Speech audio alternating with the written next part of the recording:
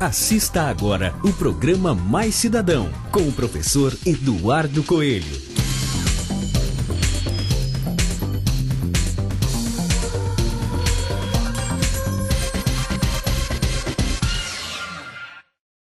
Olá, bom dia. Sou o professor Eduardo Coelho. Sejam muito bem-vindos ao programa Mais Cidadão deste sábado. Hoje você vai acompanhar uma entrevista sobre um assunto muito importante para o desenvolvimento da nossa região. São os programas habitacionais para a população de baixa renda, com o secretário municipal de Habitação de Campinas e diretor-presidente da Coab, André von Zuben. No quadro Tô Louco para Saber, vamos falar sobre os cuidados que devemos ter com os intercâmbios culturais ou de trabalho e também vamos esclarecer suas principais dúvidas sobre esse assunto. E no bloco Cidadão de Atitude, você vai conhecer a Mata de Santa Genebra, uma importante reserva florestal situada na área urbana do distrito de Barão Geraldo, em Campinas. Confira agora a entrevista sobre os programas habitacionais. Olá! Na entrevista de hoje nós vamos falar sobre habitação popular, que é um tema extremamente importante para o desenvolvimento de Campinas e da nossa região. Nós estamos aqui recebendo o André von Zuben, que é o secretário municipal de habitação e também o responsável pela Coab, a nossa companhia de habitação popular de Campinas. André, ao agradecer a sua presença, eu queria lhe perguntar: qual é o déficit habitacional de Campinas? Quantas famílias estão precisando de moradias neste momento? Déficit habitacional, nós fizemos o ano passado um recadastramento e hoje nós podemos dizer com certeza que temos 45 mil famílias aguardando novas moradias em Campinas. A gente fala de ocupações, a gente fala de área de risco e ouve falar, viu tantas imagens extremamente preocupantes na cidade do Rio de Janeiro, por exemplo, onde deslizamentos de terra acabaram matando pessoas, famílias, trazendo muitas dificuldades. É preciso esperar acontecer o problema para depois tomar providência ou em Campinas é diferente? Em Campinas é diferente. Aqui nós estamos fazendo um trabalho preventivo já há alguns anos e mais especificamente com relação a esse verão, que nós tivemos muitas chuvas aqui também, nós fizemos a remoção preventiva, ou seja, removemos aquelas famílias que estavam em situação de risco iminente, oferecendo um aluguel social, o chamado auxílio moradia, para que elas pudessem sobreviver até que a gente consiga oferecer uma casa digna, e também fizemos a demolição de todas as casas que estavam em área de risco. Com isso a gente evitou que pudesse ocorrer tragédias aqui na nossa cidade. Em relação ao projeto Minha Casa, Minha Vida do governo federal, quantas estão previstas para Campinas? Olha, a Prefeitura de Campinas já aprovou 16 mil unidades habitacionais que foram apresentadas para a Caixa Econômica para que eles possam analisar quais os projetos que de fato eles irão financiar. Desses 16 mil, 3 mil já foram aprovadas pela Caixa Econômica e já iniciamos a construção. Em relação aos projetos da Coab e da Secretaria de Habitação, quais são as grandes linhas diretrizes do trabalho dessa secretaria? Bom, primeiro nós temos essa questão do enfrentamento das áreas de risco. Não só a remoção, como também nós agimos evitando novas ocupações, o que é muito importante, porque senão nós vamos ficar enxugando gelo, como se diz. Nós temos uma atuação firme de fiscalização para evitar novas ocupações. E quando elas ocorrem, nós tomamos as medidas jurídicas cabíveis para a reintegração de posse dessas áreas e com isso evitamos novos adensamentos. Paralelamente a isso, e junto com o programa Minha Casa Minha Vida, nós estamos produzindo unidades habitacionais para resolver de forma definitiva o problema das áreas de risco. Essa é uma ação importante porque ela visa equacionar o problema da moradia na cidade. Quer dizer que essas famílias que estavam, por exemplo, em áreas de risco, elas já foram transferidas ou está num processo que pode demorar quanto tempo? Não, algumas já foram transferidas, mas outras estão aguardando a construção das novas moradias. E essas moradias, elas estão sendo construídas. Então, nós teremos moradias sendo entregues esse semestre, no semestre seguinte e assim sucessivamente, para que a gente possa atender a todos.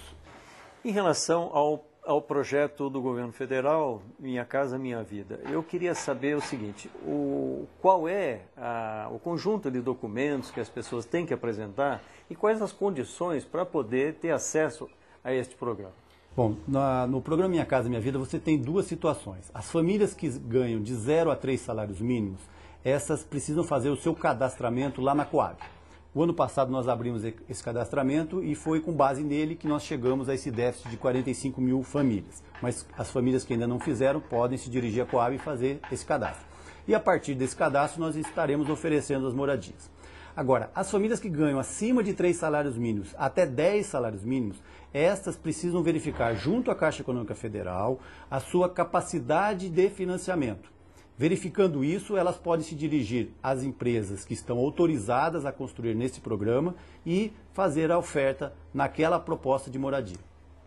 Às vezes, André, acontece de os municípios terem uma política de levar as pessoas para morarem muito longe, muito além das periferias, o que leva as prefeituras a gastarem muito dinheiro em infraestrutura, novas creches, o transporte muito complicado. E existem teses de alguns prefeitos no sentido de que se devem ocupar áreas mais centrais, que são chamados vazios urbanos. Qual é a política mais adequada? Bom, primeiro que a ocupação dos vazios urbanos é sempre uma boa política e aqui em Campinas tem sido feito isso. O que acontece é que nem sempre você consegue conciliar o custo da terra com a capacidade de construção de unidades de famílias de baixa renda.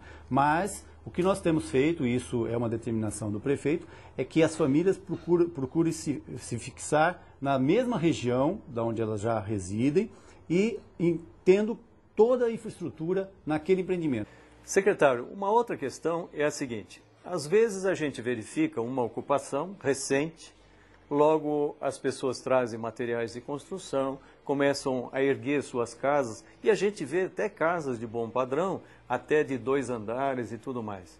Isso me traz uma dúvida, que é a seguinte: se existe lá o terreno, se é possível baratear o custo dos materiais de construção, por que não deixar essas pessoas construírem suas casas, naturalmente, com projetos elaborados e, vamos dizer assim, autorizados pela prefeitura? Não é uma boa política a de mutirão em alguns casos?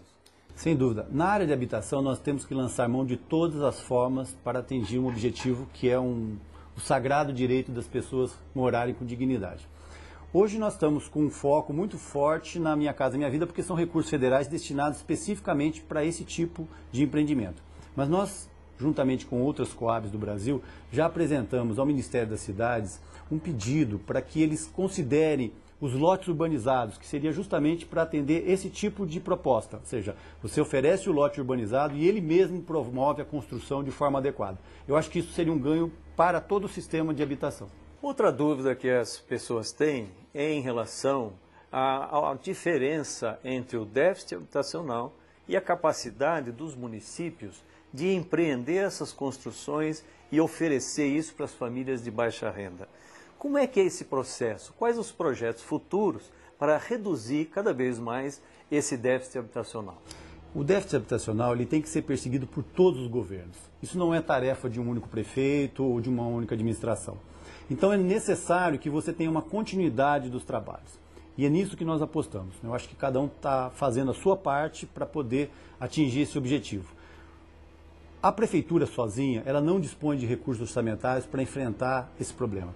Hoje é fundamental contar com o apoio do governo federal e do governo do estado, porque somando esses recursos mais o recurso do município, nós podemos fazer cada vez mais. André, finalizando, nós temos uma região metropolitana com 19 municípios, 2,5 milhões de pessoas.